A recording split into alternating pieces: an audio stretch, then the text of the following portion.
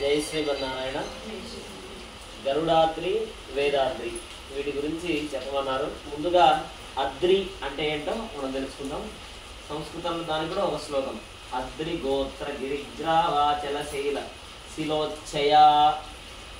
అద్రి అంటే కొండ అని పేరు. అద్రి అన్న, గోత్ర అన్న, గిరి అన్న, గ్రావ అన్న, చలము అన్న, శైలము అన్న. అందుకని చూడండి, గరుడాద్రి, గరుడాచలం, గరుడగిరి, శ్రీశైలము, వెంకటాచలము ఇలా అంటూ ఉంటాం. ఇవన్నీ కూడా ఒకటే పేర్లు. అద్రి అంటే కొండ లేదా గుట్ట అని అర్థం. ఇందులో ప్రధానంగా గరుడాద్రి. గరుడాద్రి అంటే గరుడు మనందరికీ కూడా తెలుసు. ఇందాక గరుడ వాహనం పైన వచ్చారు అని ఉన్నారు రాహు గారు. ఎవరా గరుడు అని అంటే సాక్షాత్తు మహావిష్ణువు యొక్క వాహనం. ఎంతో దూరంగా ఆకాశంలో పయనిస్తున్నప్పటికీ కొన్ని కిలోమీటర్ల దూరం నుంచి కూడా చూసి గ్రహించగలిగేటటువంటి సత్తా ఉన్నటువంటి, శక్తి ఉన్నటువంటి ఏకైక ప్రాణి ఏమిటి అంటే గరుడ పక్షి. అందుకనే కాబోలు శ్రీకృష్ణ పరమాత్మ కూడా భగవద్గీతలో చెప్తూ వైనతేయస్య పక్షిణాం అని అంటారు. పక్షులలో గరుత్మంతుడు నేనే. గరుత్మంతుడన్నా, వైనతేయుడన్నా, విష్ణు వాహనం అన్నా ఇవన్నీ కూడా గరుత్మంతుడికి పేర్లు. ఆయన ఎంచుకున్నాడు, సాక్షాత్తు మహావిష్ణువే గరుత్మంతుణ్ణి వాహనముగా ఎంచుకున్నాడు. ఎన్నుకొని చూడండి, ఎక్కడికి వెళ్ళాలన్నా మనమైతే ఫోన్ చేయాలి. దేనికి? వాహనం తెప్పించుకోవడానికి. మనమైతే ఏదో ఒక ఉపయోగించి బుక్ చేసుకోవాలి. ఓలానో, ఊబరో ఏదో బుక్ చేసుకోవాలి. కానీ ఆ శ్రీమన్నారాయణకు అలా కాదు. ఆయన మనస్సులో ఇక్కడికి వెళ్ళాలి అని అనిపిస్తే చాలు, ఆయన సిద్ధంగా ఉంటాడు. ఎవరైనా నాకు నిద్ర వస్తోంది, తర్వాత వెళ్దాము, ఇలాంటివేం ఉండవు. ఆ గరుడ వాహనం ఎప్పుడు కూడా సిద్ధంగా ఉంటాడు. స్వామిని ఎప్పుడు తీసుకుని వెళదామా అని సంసిద్ధుడై ఉంటాడు ఆ గరుత్మంతుడు. ఆ గరుత్మంతుణ్ణి చక్కగా స్వామి ఒక వాహనంగా అంగీకరించాడు. ఇది గరుడాద్రి. దీన్నే మనకు ప్రధానంగా గరుడాద్రి అనేటటువంటిది మనకు 7 కొండలలో ఒక కొండకు కూడా పేరు. మనకు 7 కొండలు అంటూ ఉంటాం మనం.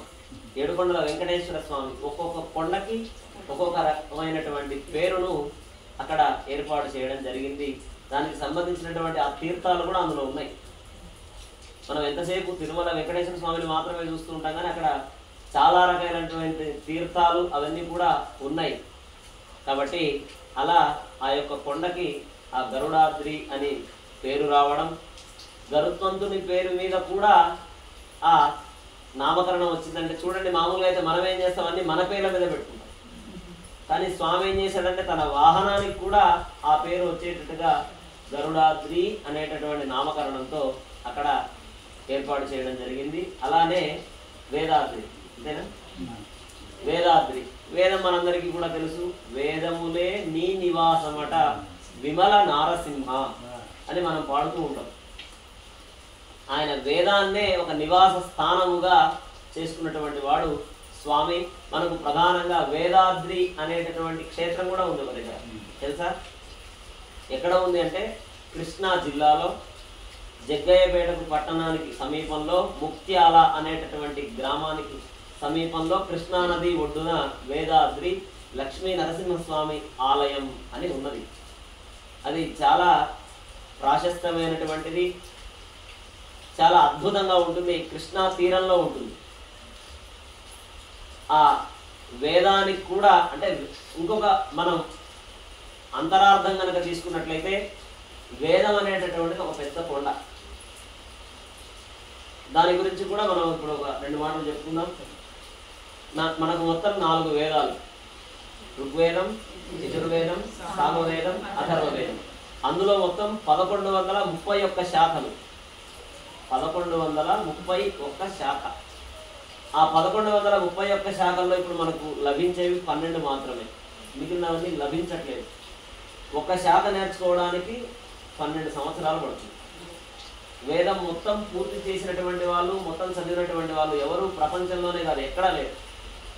ఒకానొక సందర్భంలో ఒక పెద్ద మహర్షి, ఆయన సంకల్పం ఏంటంటే వేదం మొత్తం నేర్చుకోవాలి అని ఆయన సంకల్పం. సరే, మనకైతే ఒక 120 సంవత్సరాలు, 60 సంవత్సరాలు, 80 సంవత్సరాలు మనం జీవించి ఉంటాం. కానీ ఆయన మహర్షి కొన్ని వందల సంవత్సరాలు జీవించి ఉన్నాడు. మొట్టమొదటి నుంచి చివరి వరకు వేదాధ్యయనం చేస్తూనే ఉన్నాడు. చేస్తూ చివరి సమయం తెలిసేది ఆయన. నేను ఈ టైంలో చనిపోతాను అని తెలిసిన వెంటనే ఒక 10 సంవత్సరాల క్రితం మొదలు పెట్టేవాడు, జపం చేసేవాడు. కఠినంగా, చాలా కఠోరంగా జపం చేసేవాడు. స్వామి ప్రత్యక్షమయ్యేవాడు. నాయన, ఏంటి నీ కోరిక? నాకు మళ్ళీ జీవించాలి, ఇంకొక 100 సంవత్సరాలు కావాలి. జీవించాలనుకున్నా. ఎందుకు అంటే, నేను వేదాధ్యయనం చేయడం కోసం అని అంటాడు. అంటే మంచి పనే కదా అని ఇంకొక 100 సంవత్సరాలు ఇస్తాడు. మళ్ళీ 90 సంవత్సరాలు చదవడం, మళ్ళీ చివరి 10 సంవత్సరాలు జపించడం, స్వామి ప్రత్యక్షం కావడం, మళ్ళీ ఇదే వరం కోరుకోవడం. ఇలా రిపీట్ అయ్యి సుమారు ఒక 10 సార్లు జరిగిన తర్వాత, ఏంటి మళ్ళీ నీ కోరికంటే మళ్ళీ ఇదే అన్న వెంటనే ఏం చేస్తాడంటే స్వామి ఆ ఋషిని ఒక కొండ దగ్గరికి తీసుకెళ్తాడు.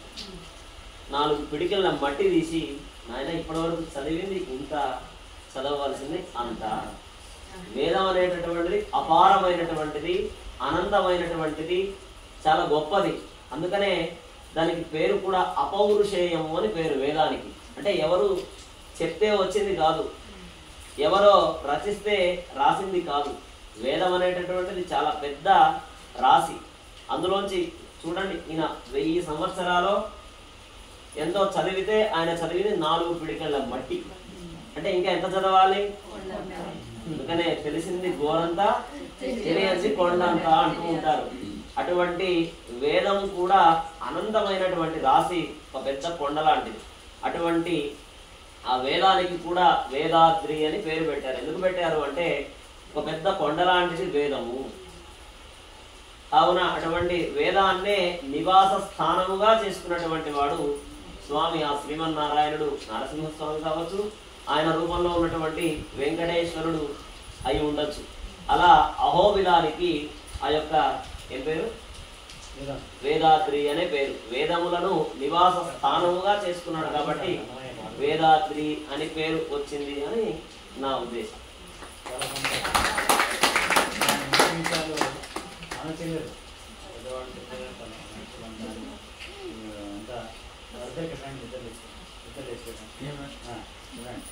వీళ్ళు అసలు పెద్ద పెద్ద వాళ్ళు కూడా చేయనటువంటి సంకల్పం